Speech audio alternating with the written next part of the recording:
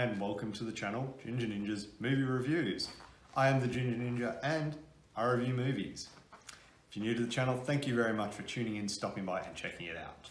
You've come in at a good time because we've just finished off the ABCs of horror and now we're rolling into a new theme month. That's right, each month I'm going to be looking at a different theme of horror films. This month we're doing Australian horror, and what I'm going to do is look at some horror movies either based in or featuring Australia that I feel haven't been spoken about a lot. So we're going to kick it off with one from 2011. But before we do, thank you very much to all my returning viewers as well. Really do appreciate you sticking with me as I review these movies. But let's get into this month, Australian horror.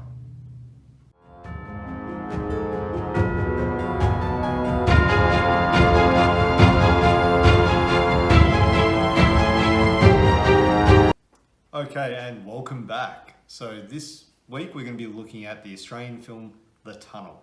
The Tunnel came out in 2011 and this is my DVD copy here. So it was actually an interesting way this film was made. It was all funded by a project called 135K, where they sold off each individual frame of the film to make money to actually produce and make it. But there you have it, The Tunnel. Now, it did come out in 2011. It was directed by Carlo Ledesma. It stars Belle Delia, Andy Rodoreda, Steve Davis, and Luke Arnold. Now, I'm going to be discussing plot specifics, so there will be spoilers ahead. If you have not seen it, I do recommend pausing, going, checking it out, and coming back. So the plot is an investigation into a government cover-up leads to a network of abandoned train tunnels beneath the heart of Sydney.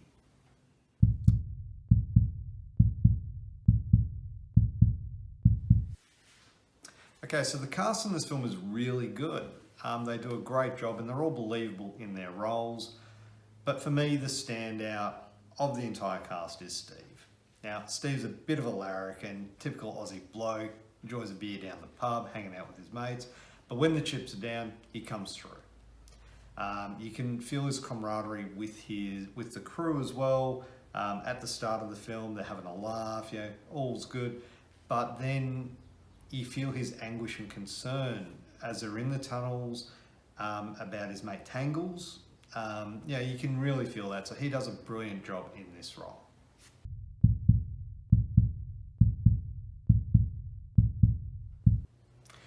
The writing and storytelling.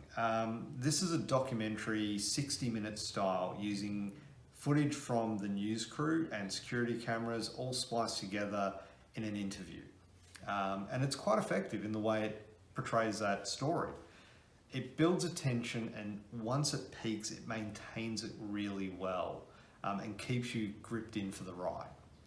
However, the way the movie's made, the interview style of the movie, it does spoil, well, it did for me, who lives and who dies. Obviously, people that are being interviewed, they're alive. But did the others make it? Well, you'll have to watch it to find out.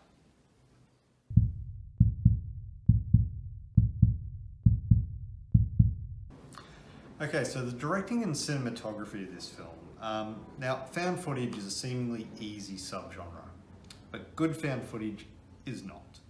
This was made and shot really well, and for found footage, it's a step above the norm with its documentary style, which gives it a touch of realism that's helped by the location, which is obviously very dark and claustrophobic. So it's got those all tied in together to make it really stand out.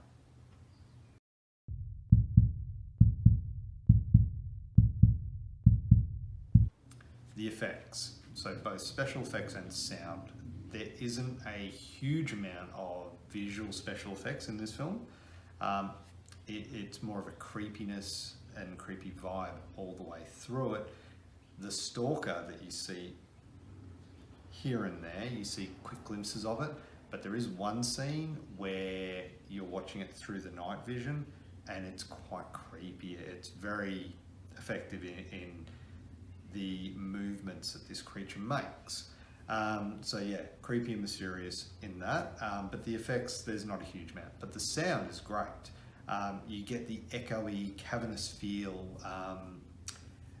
and that's made quite abundant through the lack of sound, but also specific sounds. So breathing, the trains in other tunnels, things like that, all combine to, really give you that, secluded underground claustrophobic feel.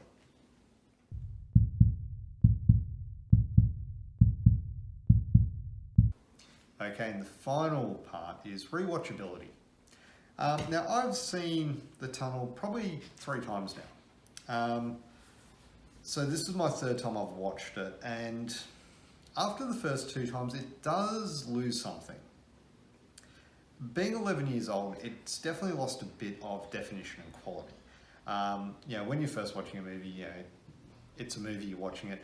This is quite tense. It does build that tension, so it's great the first 2 times. The second time, you're picking up little things that you might have missed. You're hearing things, you're watching it more in depth. The 3rd time, not so much. So it does lose that. Would I recommend this film? 100% yes. It's a really good film. Like I said, got great parts to it. But rewatchability, 2 to 3 times max. After that, it's probably not something you're going to rewatch. Maybe years and years down the track you might, but it's not one that you're going to be putting on every year or anything like that. Overall, The Tunnel, as a score, I'm going to give it 6.5 out of 10. It's a good film, it's quite effective in what it does, but it just doesn't have enough to keep it going over and over, year in, year out. So there you have it. Thank you very much for watching my review of the 2011 Australian horror film, The Tunnel. Stay tuned next week when we'll be back with another Australian film. Who knows what it'll be, but we've got 3 more in the pipeline for the Australian or Aussie horror, as I'm calling it. So thank you very much for watching. Have a great day. Bye.